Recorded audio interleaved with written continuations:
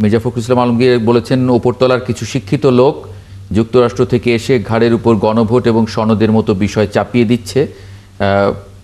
এবং আজকে তিনি ঠাকুরগাঁয়ে মন্তব্য করেছেন তার নির্বাচনী জনসভায়। তিনি বলেছেন যে যেটাতে রাজি হব না সেটা পার্লামেন্টে যাবে, যেটাতে রাজি হব সেটা বাস্তবায়িত হবে, সেখানে মানে যেটাতে রাজি হব না সেটা পার্লামেন্টে যাবে, সেখানে তর্ক বিতর্ক হবে, তারপর তা পাশ হবে। এটা নিয়ে একটু আলাপ করতে চাই। শাহ ইফতেখার তারিক, কেন্দ্রীয় সাংগঠনিক সম্পাদক, ইসলামী আন্দোলন বাংলাদেশ, আপনাকে স্বাগত জানাচ্ছি একাত্তর জার্নালে। শাহ ইফতেখার তারিক, আপনি মনে করেন কিনা যে চাপিয়ে দেওয়া হচ্ছে? আসলে এক এক সময় এক এক বার্তা আমরা পাচ্ছি বিএনপির মতো একটি দায়িত্বশীল রাজনৈতিক দলের পক্ষ থেকে।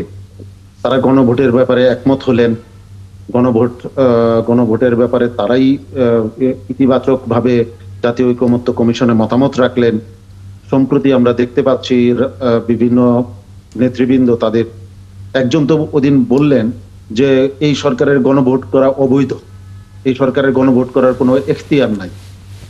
তো আসলে আমরা বিভ্রান্ত হই, এবং আমার মতো সাধারণ মানুষও হয়তো বিভ্রান্ত হয় যে গণভোট যদি অবৈধই হবে তাহলে তা মেনে নিলেন কেন, এবং গণভোটের সময় কখন হবে সেটা জাতীয় ঐকমত্য কমিশনে একমত না হতে পেরে আমরা দায়িত্ব দিয়ে আসলাম যে তারা এটা সিদ্ধান্ত নেবেন যে গণভোট কখন হবে। তারপরে আপনারা রাস্তায় আন্দোলনে নামলেন কেন তাহলে? আমরা রাস্তায় আন্দোলনে নামলাম হচ্ছে যে আমরা দেখতে পাচ্ছি যে একটি দল এই গণভোটটা যেন না হয়, জুলাই সনদের আইনি ভিত্তি যেন না হয়। আবার বিএনপি দেখতে পাচ্ছে যে কিছু দল নির্বাচন পেছানোর বা বানচাল করার চেষ্টা করছে। তাদের দেখার দৃষ্টিভঙ্গি ওরকম, আপনাদের দেখার দৃষ্টিভঙ্গি ওরকম, যদি আমি এটা জিজ্ঞেস করি। এই ঠিকই এই প্রশ্ন করতে পারেন। আমাদের কোন বক্তব্যে কোথাও নির্বাচন পেছানোর কথা তো আমরা বলিনি, কিন্তু ওনারা তো গণভোট অবৈধ বলছেন। গণভোট যদি অবৈধ হয় তাহলে এই সরকার এই সময়ে নির্বাচন সেটা কি বৈধ? সেটাও তো বৈধ হয় না। কারণ হচ্ছে এই যে গণ অভ্যুত্থান, এটা একটা ম্যান্ডেট, এটা জনগণের ম্যান্ডেট। জনগণ এখন চাচ্ছে সংস্কার হবে এবং জুলাই সনদের আইনি ভিত্তি হবে এবং নির্বাচন হবে, গণভোট হবে, নির্বাচন হবে। অতএব এটাকে জটিল করার তো কিছু নাই। আমার মনে হয় যে এটা বিএনপি তার রাজনৈতিক সুবিধার জন্য এই জাতীয় বক্তব্য দিচ্ছেন। তারা রাজনৈতিক সুবিধার জন্য দিচ্ছেন কিনা, অধ্যক্ষ মোহাম্মদ সেলিম ভূঁইয়া। ধন্যবাদ আপনাকে। বিএনপির রাজনৈতিক সুবিধার বিষয়টি এখানে না, গণভোটের যে বিষয়টি আমাদের আমির খসরু মাহমুদ সাহেব বলেছেন এবং আমাদের মহাসচিব সাহেব বলেছেন যে আমির খসরু মাহমুদ সাহেব বলেছেন যে সংবিধানে গণভোটের বিষয়টি নেই।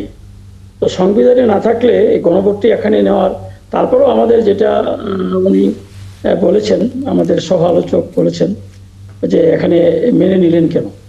আমরা তো গণভোট বলেছি যে গণভোট হবে, সেটা হবে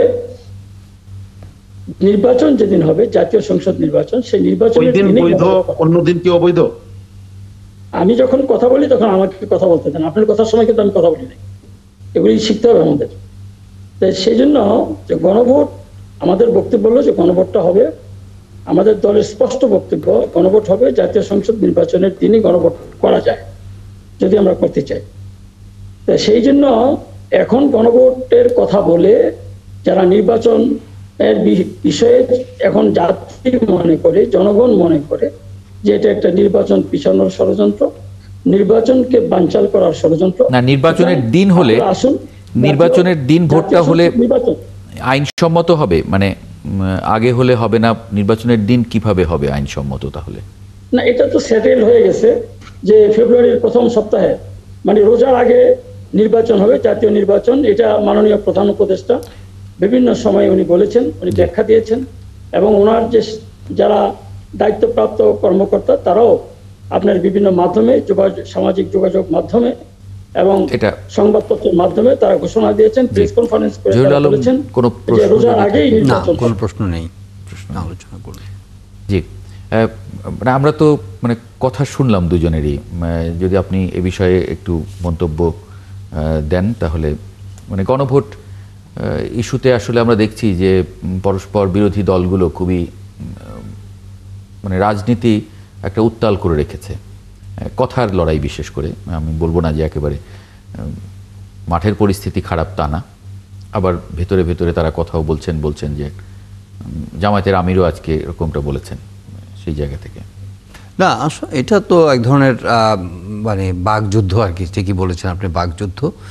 কিন্তু মানে অভ্যুত্থান পরবর্তী রাজনৈতিক শক্তিগুলো এই ধরনের একটা জটিল পরিস্থিতি তৈরি করবে বলে আমার মনে হয় না। নির্বাচন ছাড়া তো কোনো মানে গত্যন্তর নেই, কোনো বিকল্প নেই। কাজেই গণভোটের প্রশ্নে সব কিছু আটকে যাবে এটা আমার কাছে মনে হচ্ছে না। এটা এক ধরনের রাজনৈতিক কৌশল থেকে হয়তো মানে স্টেক হোল্ডাররা চেষ্টা করছে যার যার সুবিধাটা আদায় করে নিতে, যে তার এখানে তার কথার জয় হচ্ছে কিনা।